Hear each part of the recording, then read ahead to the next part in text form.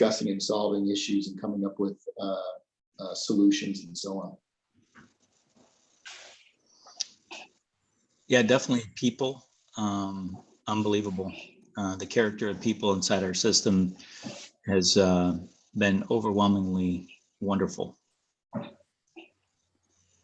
That's awesome. I think we are streaming live on YouTube now, which is exciting. I wonder if that's either the first step to streaming live on Facebook or just where we're going to as far as streaming live goes. So I don't know how to tell people to go to YouTube if you want, but we're live on YouTube. That's cool. We've never done that.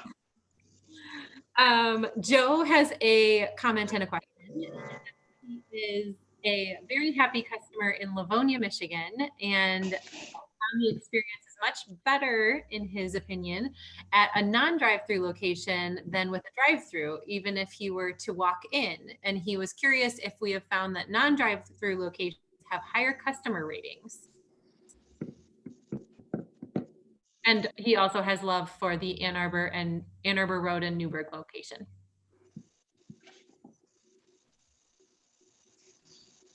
Yeah, I think the personal interaction inside a lobby only store would lead you to that hypothesis, but I don't think we see a difference right now between, you know, lobby only or drive-through or lobby and drive-through. But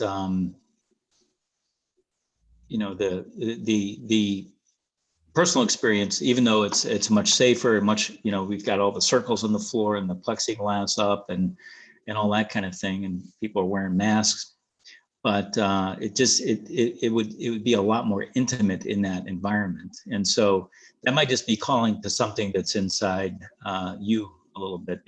Because I know personally, that's why a lot of people are going to BIGGBY Coffee, whether it be through a drive-through or a lobby, is, you know, we need interaction with people. Human beings require other human beings, you know. We like that.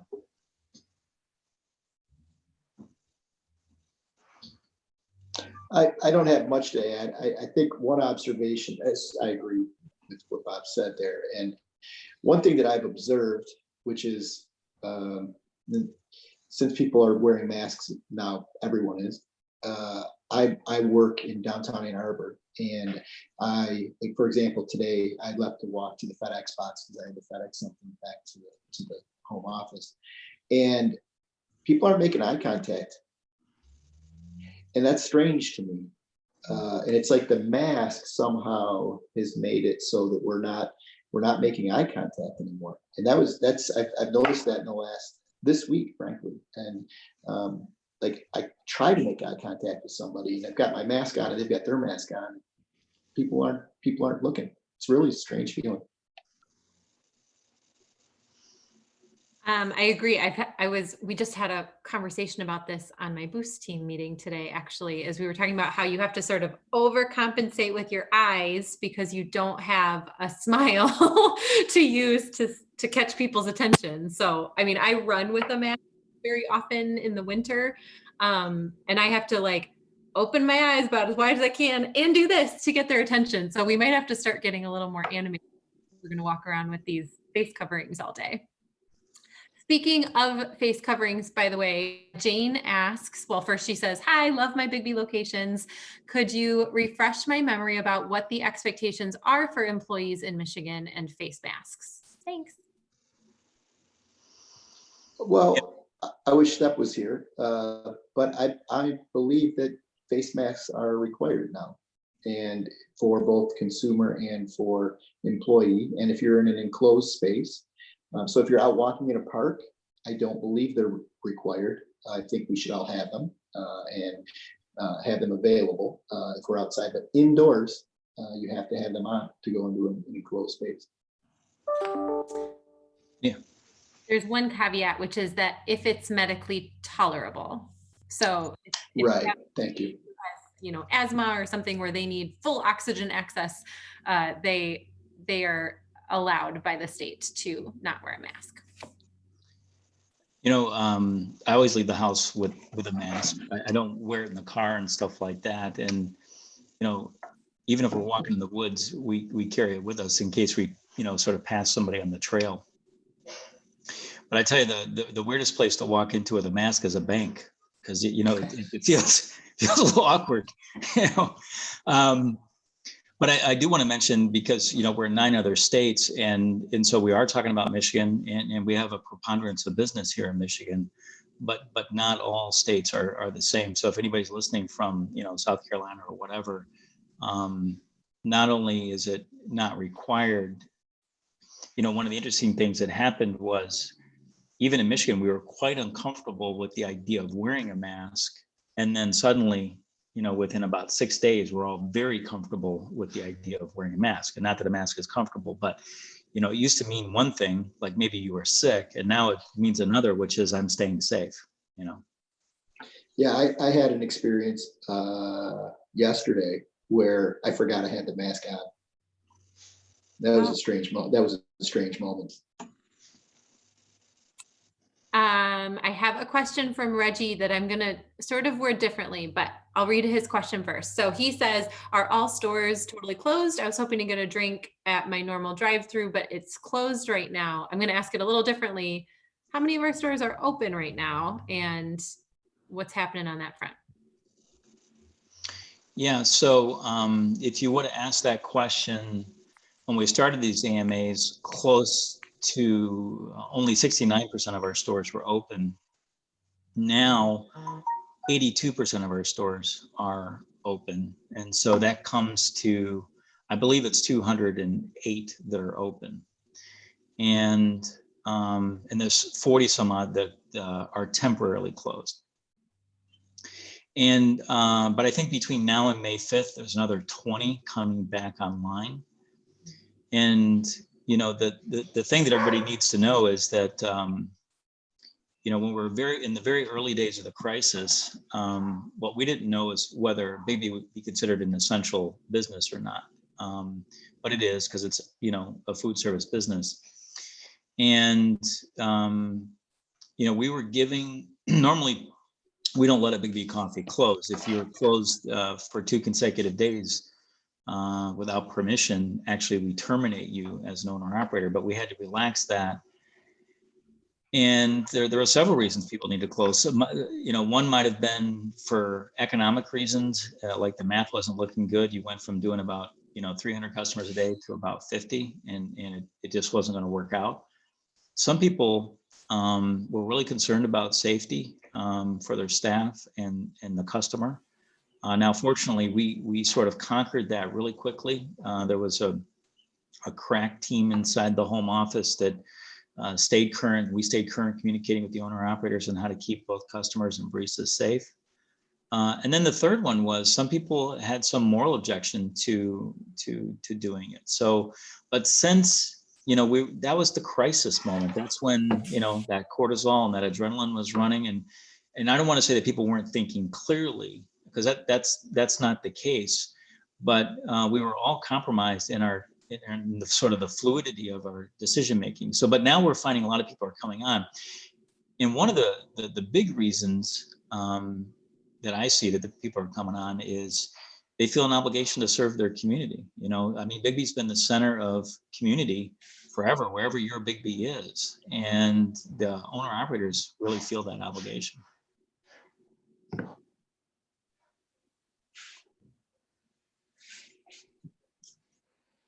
Perfect. Thank you. I was going to see if Mike was going to jump in there, and I gave it a moment. But on a maybe similar front, but maybe a little different front, someone anonymous wants to know if there's any existing franchises in Kalamazoo for sale at the moment.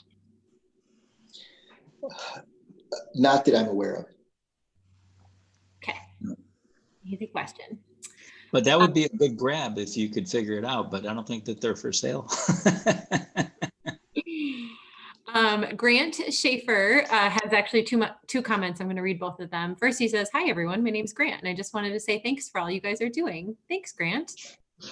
And then his question is, how long have we been doing this? And I'm actually not sure if he means the AMA or how long have we been doing this BIGGBY coffee thing?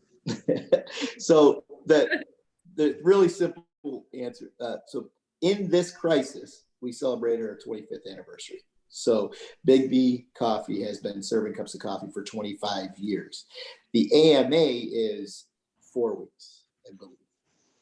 Is it 5? This is our 5th? Holy cow. So we've been doing it 5 weeks.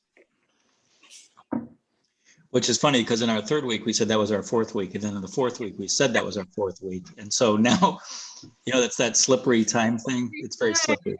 Yeah. Yeah. I feel like an octopus falling out of a tree in relation to time. Tom has a question about cold brew. Is cold brew and nitro available or being considered? Cold brew as in beans soaked overnight, then transferred to containers to be pumped by CO2 or nitro, N2 nitro. There's detail. Is cold brew or nitro available or being considered? So cold brew without nitro is available at all locations. So we've been doing, both iced coffee and cold brew for some time. Cold brew with nitrogen is available at select locations. And it sort of depends on the physical space of the store. So some of our stores are quite compact and they don't have the physical space necessarily to get, one of those taps and the nitrogen and all that kind of thing. Newer stores tend to open with nitrogen, and then older locations choose to do it sometimes at remodel. Sometimes they figure out a way to sort of jimmy the system and get it done. But it does seem like more and more people in our system are bringing it on. Now, the one caveat is that became a really low priority, about 6 weeks ago. But what I've noticed is, for a moment there, we turned off our innovation brains, except to solve problems that were out there. And now that most of those problems feel sort of ish solved, we're turning our innovation brains back on again. So, we have some LTOs coming up here. One is a tiramisu latte, which I think falls into the realm of within expectation of BIGGBY Coffee.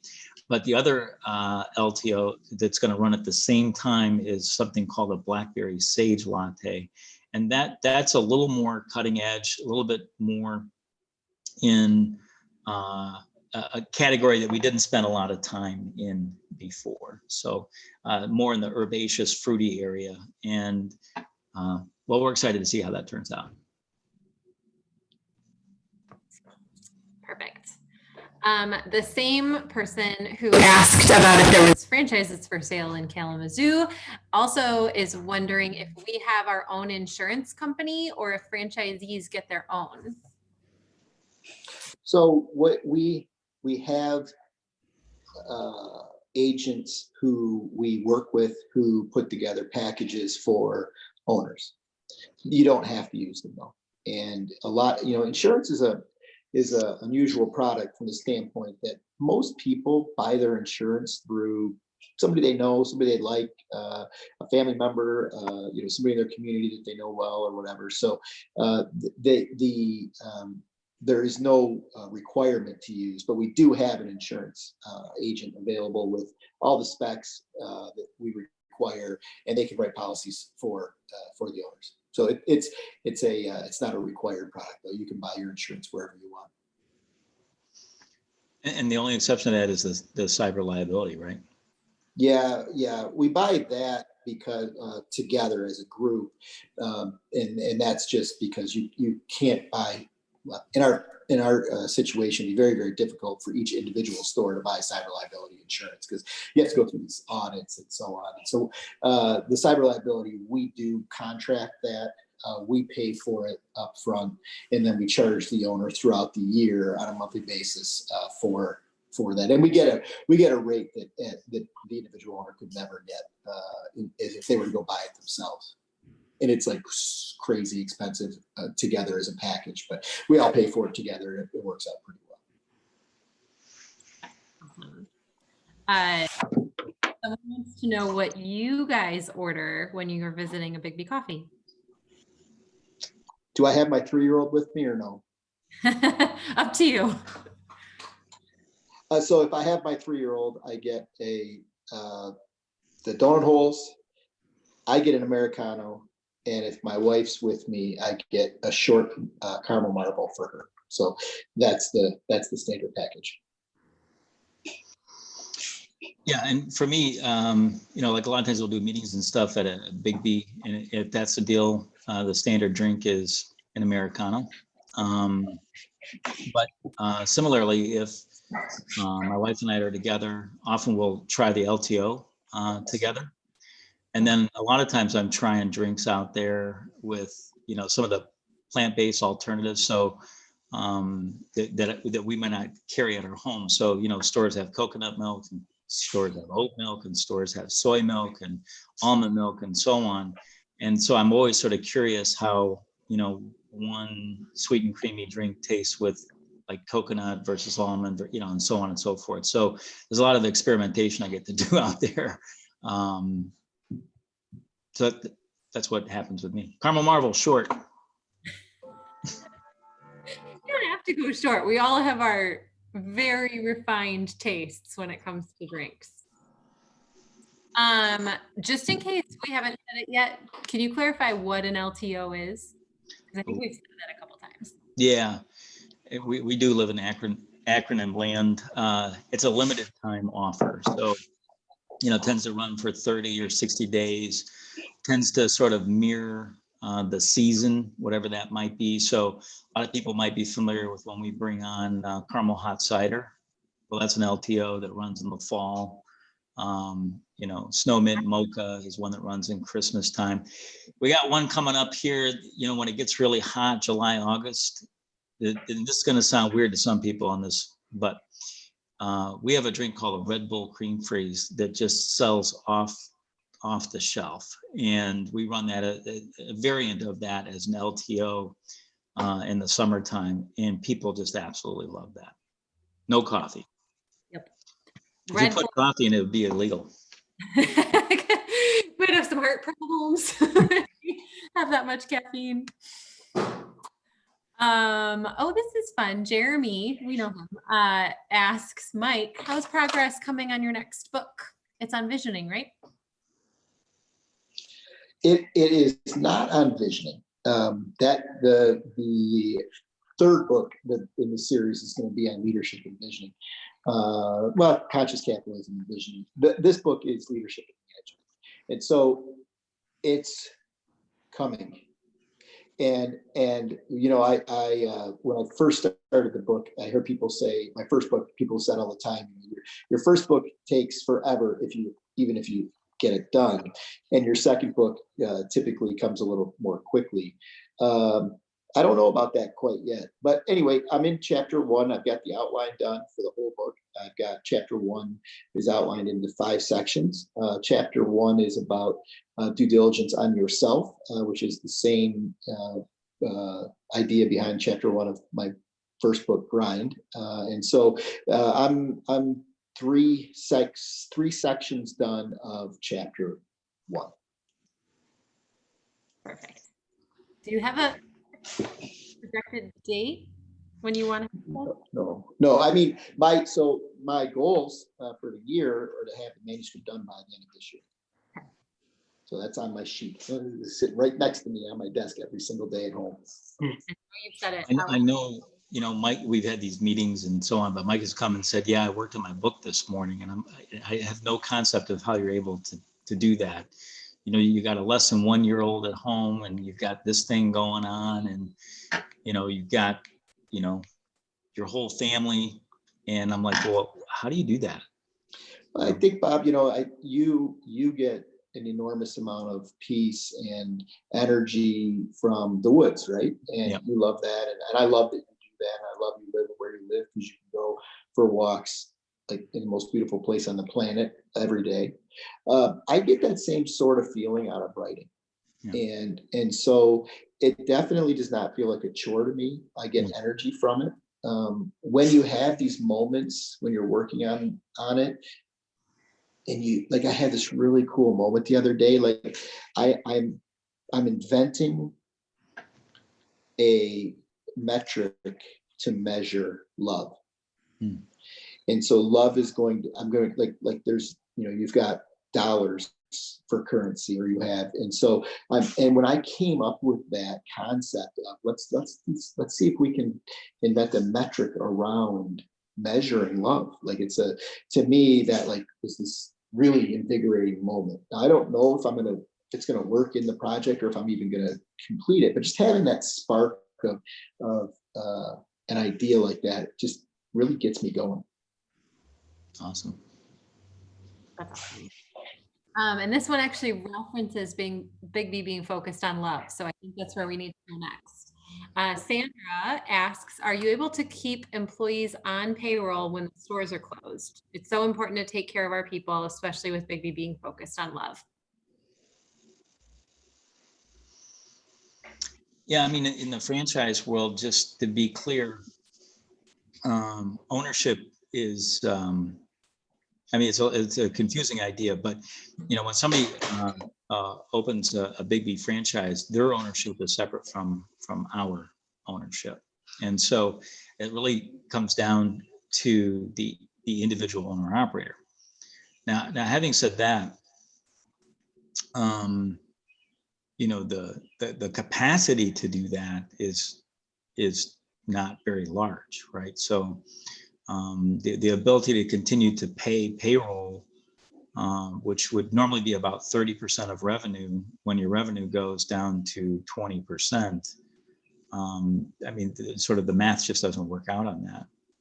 Now, I know for the home office, now everybody's back, but we had 70 plus people working at the home office, and about week 2 into it, we had to put folks on temporary leave. I might be using the wrong phrase there, but they had to go on unemployment essentially. So now I think we did it with benefits, so they still maintain their health care and that kind of thing. But then with the PPP and being able to have access to that, we were able to bring folks back. And I think people were on leave for only about 2 or 3 weeks, was it? Yeah, I think it was 3. Yeah. So, but quite a dilemma now. Yeah. And so, and then frankly, some stores were staying open so that they could pay people, but yet wanted to be closed. I mean, we also had that particular dilemma. But I don't want to like shove it off to the owner operator, and that was their decision, and they're bad people if they didn't decide to do that. And I definitely want to leave people with the impression that economically, unless that owner operator franchisee was already wealthy, it was likely not to happen that way. Mike, do you have anything? I do. This has been something that the leadership team, and then Bob and I specifically, have agonized over. And what we, the charge for us was, we are going to do everything in our absolute power to save this company and have it be a going concern for people in the future. And the part of that was at the beginning of this crisis, and this might be too detailed of an answer to the question, but I'm going to go ahead and do it anyway. Had we made the decision to keep our full payroll for the moment in time we were in, we were going to deplete our cash reserves down to a point where in the future, in relatively the short term, we were going to be in a position where we weren't going to have cash, and that would have threatened the overall existence of the enterprise. So we made the decision to preserve some of the cash position so that we could move on into the future and have a company around when we could do business again. But you have to remember, the thing that is so important to remember is at that moment in time, we were thinking our revenue was going to 0. And that was the big difference, right? To think, like, we could never have imagined there would be a situation where our revenue would go to 0. And we were looking at that, right? Like a train coming at us, is that revenue was going to 0. And so it was such a dynamic and intense moment. And, it was, and I'm just really pleased that we were able to bring people back, with the PPP funding and so on. But it was really this juggling of, how much do we put ourselves in a position of risk in the future by keeping the full payroll on in the current moment? And so that was the decision we were wrestling with. Yeah. But in the light of things reopening, there's a bunch of stores opening this week.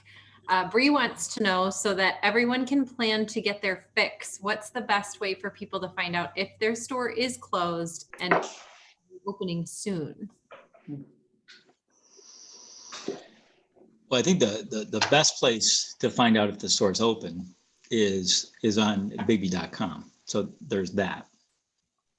Well, this is going to sound really strange, but sometimes we don't even know that a store is opening. So we were really caught off guard from a supply chain perspective, because there were stores that were reopening, and didn't really think they had to notify us.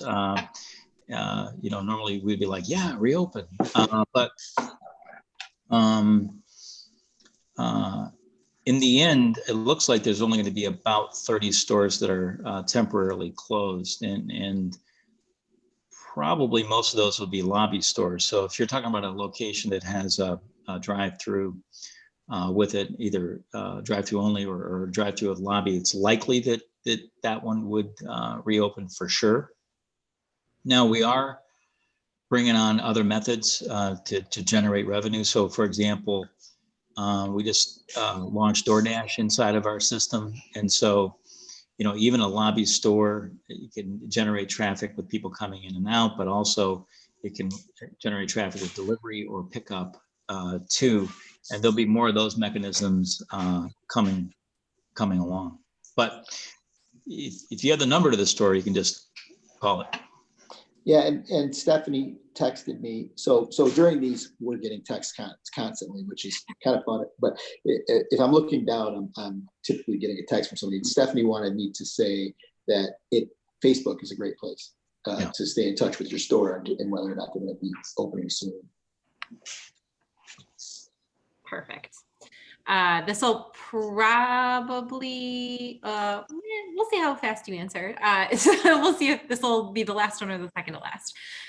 Sandra asks, can you talk about what I'm seeing on TV about free coffee for healthcare workers and first responders? That's really nice. And I'm guessing she's from Michigan.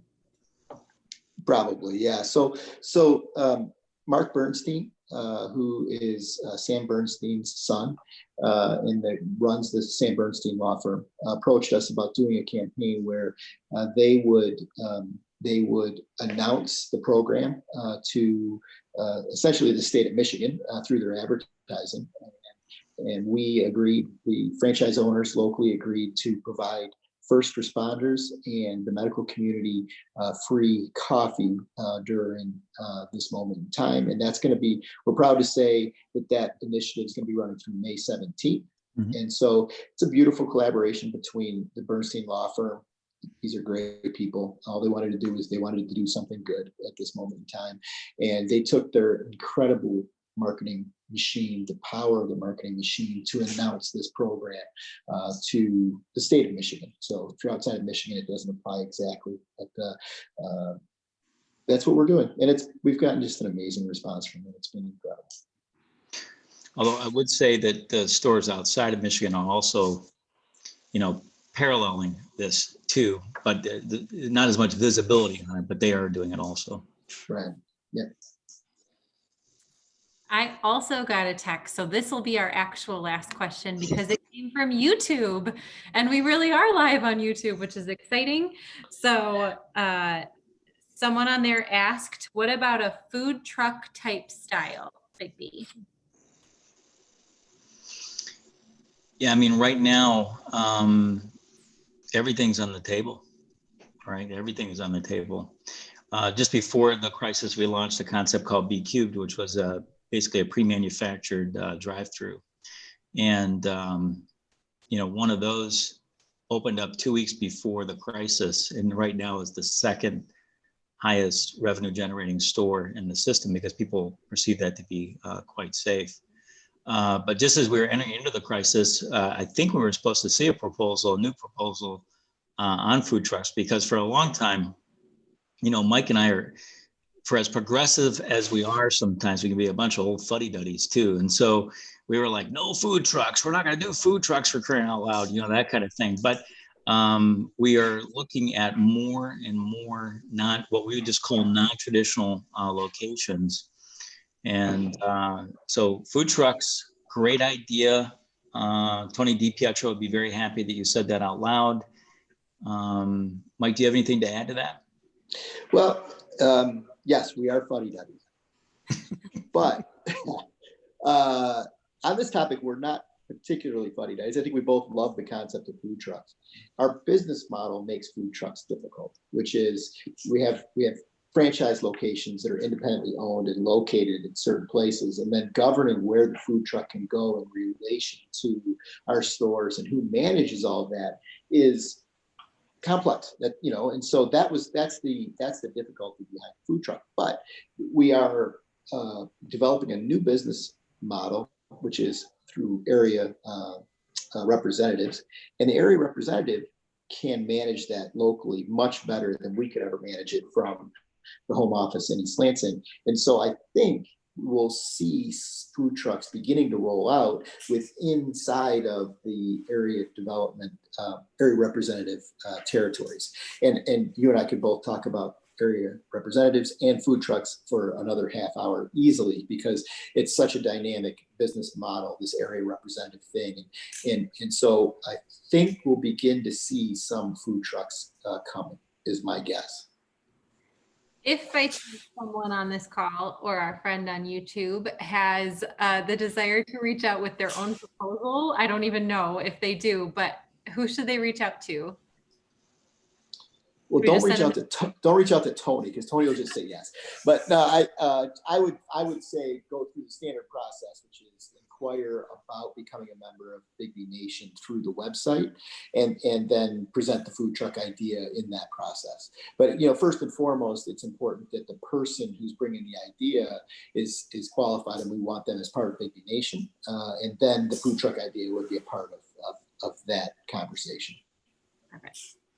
If you want to contact our development team and skip the website, you can email them at franchiseinfo@biggby.com. I had to do that little spiel earlier today, so I've got that. You're good at that, Laura. Thank you. And with that, we're going to wrap up for tonight. I'm sorry to the friends who might have been trying to join us on Facebook. If you see this later by recording, we are so glad you're watching now. And BIGGBY Coffee exists to support you in building a life you love. And we're so glad you were here with us tonight. Thanks, everybody. Good night.